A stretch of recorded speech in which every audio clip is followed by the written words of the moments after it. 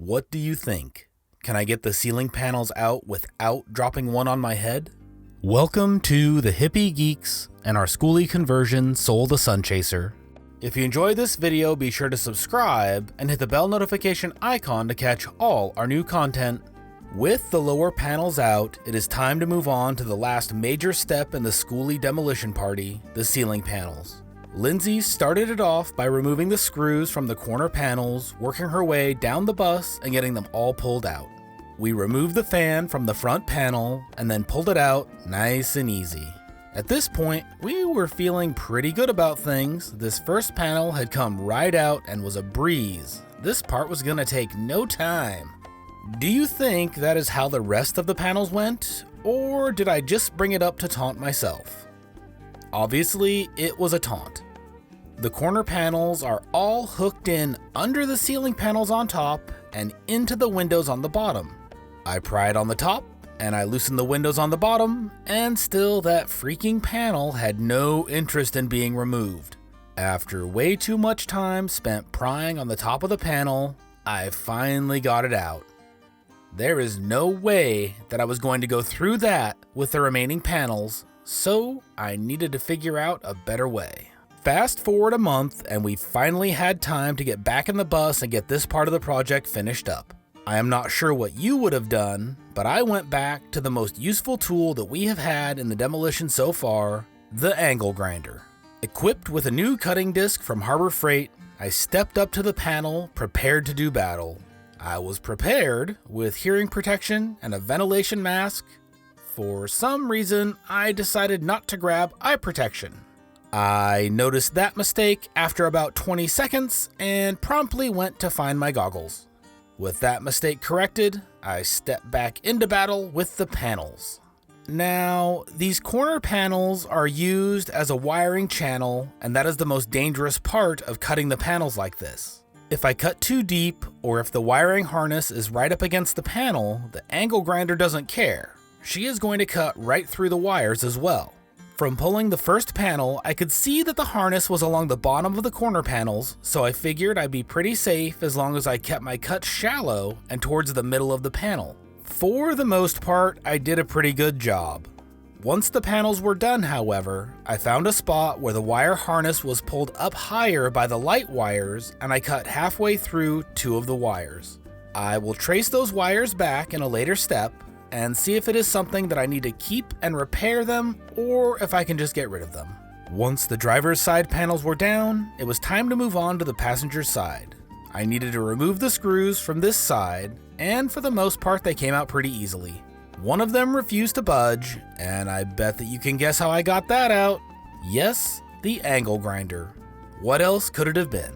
After that, I used the same process and got the panels down pretty quickly. There are not nearly as many wires on this side, so the threat of cutting wires is reduced considerably. Once the last of the panels was out, I went back through and pulled out the insulation and added it to our growing pile. Next up, I went to the rear panel and removed the screws from it. The connection between the back panel and the ceiling panel is one of the few places that we actually have screws, so this part went pretty quickly. I left the rear panel at this point. I just wanted it ready for the ceiling panel to come out. To finish up all the prep work before the ceiling panels could come out, I needed to go down the bus and pull out all the ceiling lights and speakers.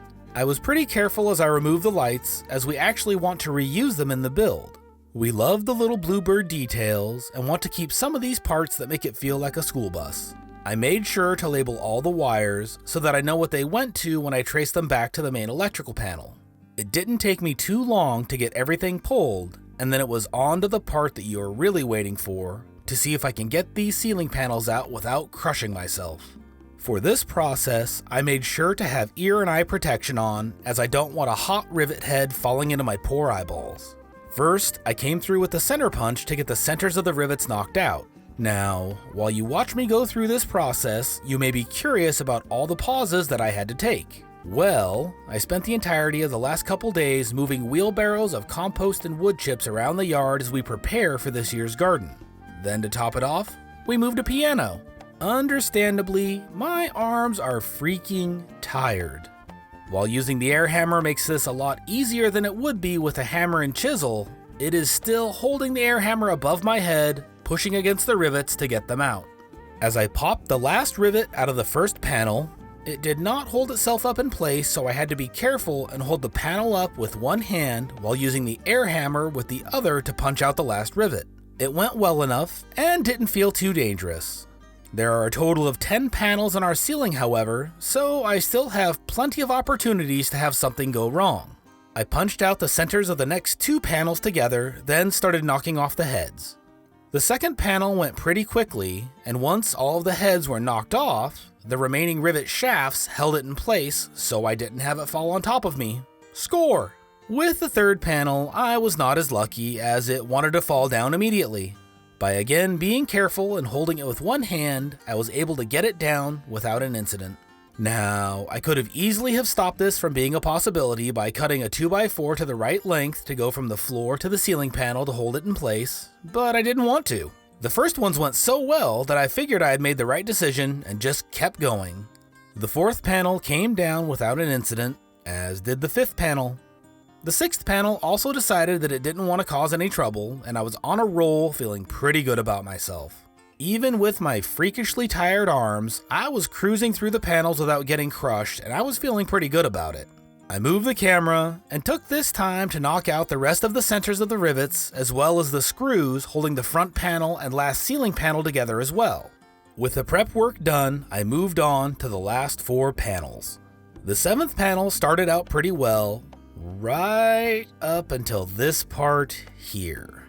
I had gotten down to the last rivet, and the second that I touched it with the air hammer, it snapped off and the entire ceiling panel unexpectedly slid sideways and fell. Other than a scratch on my hand, I luckily came through that unscathed, and while it honestly doesn't look too terrifying on the camera, it came close to doing a lot more damage than you can see here, and it definitely spooked me. I had gotten overconfident, and the bus reminded me very strongly that I needed to be paying attention.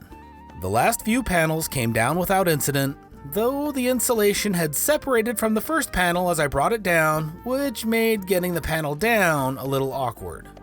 Now that all the ceiling panels were out, it was down to the last couple of panels along the front and rear of the bus. Looking at the rear panel, I could see that it was hooked behind the window on one side and another panel on the other. I initially tried popping out the window to see if I could wiggle the panel out, but that didn't work. I bet you can guess what happened next. Oh yeah, it's time for the angle grinder. That made it a heck of a lot easier, and I pulled down the 2 halves and set them aside. I pulled out the insulation, exposing the lights and the wiring behind it. With the back panel down, it was time to move on to the front. The first thing to pull down was the cover over the door hydraulics. Now, this looked like it would be fairly straightforward, and for the most part it was. However, there were a couple of parts that were not. Once I pulled out all of the obvious screws, the harder part began. I finally discovered that I had to pull out the tracking wheel off of the door itself, as it is stuck up through the shroud and was holding it in place. After that, I could see there was still something holding the front corner in. I didn't feel like tearing that whole section apart right now, but I could see a spot where a single cut would separate it and let the main shroud get removed. Not surprisingly, I grabbed the angle grinder, and after coming at it from both the bottom and the top, I was able to cut it loose and get it out of the way. I will deal with a small piece that is still there later, but for now, this lets me keep going. Moving on to the front panel, I needed to pull everything off of it before I could remove it. The remainder of the screws holding it up, along with the mirror, fan, and stereo, all had to come out, but once those were pulled out, the panel came down in a single piece. It was honestly kind of a surprise that it was so easy after some of the trouble we had with the other panels, but I will take it. Next up was the small panel above the driver's window, which to be honest was the easiest out of the bunch. With that, the demo is nearly complete and we can soon start to put things together instead of just tearing them apart. If this is your first time here visiting Soul the Sunchaser, it would be wonderful to have you subscribe. This channel is all about our Skoolie journey, the good, the bad, and everything in between. If you enjoyed this video, give it a like and check out our Patreon page or merch store to support the channel directly. Until next time, keep seeking adventure, chasing the sun.